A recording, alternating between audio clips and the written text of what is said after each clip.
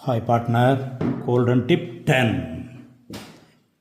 Sanjay, Tarun, Vinith share profit in the ratio of 3:2. Decide to dissolve the partnership.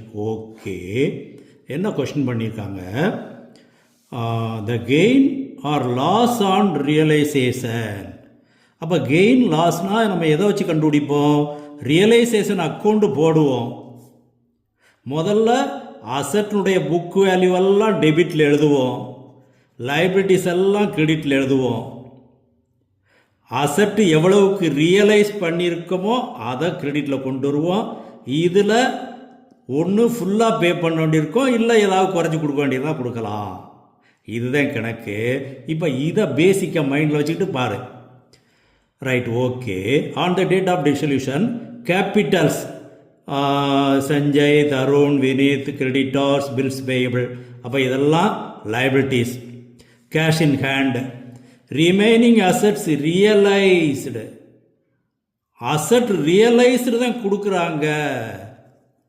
எவ்வளவு? 3 lakhsக்கு realise பண்ணியிருக்காங்களா.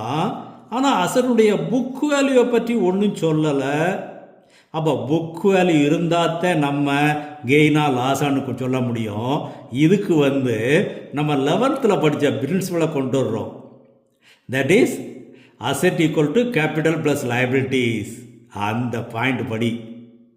அப்போ இங்கே capital கொடுத்துருக்காங்க, liability கொடுத்துருக்குறாங்க. இது எல்லாத்தையும் கூட்ட வேண்டியது. Capital plus liabilities cash in ஹேண்டை மட்டும் கழிச்சிட்டோம்னா that is remaining asset value.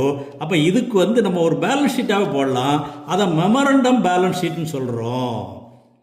Liabilities எல்லாம் எழுதியாச்சு, கேஷ் இன் ஹேண்ட் எழுதியாச்சு, பேலன்ஸ் 3,48,000. இது புக் வேல்யூ. அப்போ 348.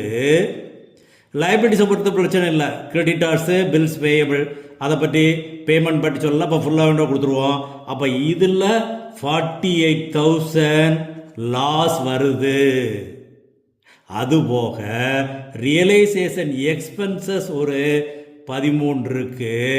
அப்போ டோட்டலாக 61,000 லாஸ்.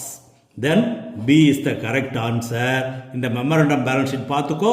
சில 3 மார்க் கொஸ்டின்லாம் இதை பற்றி கேட்கலாம், கவனமாக செஞ்சுக்கோ. Okay, okay partner.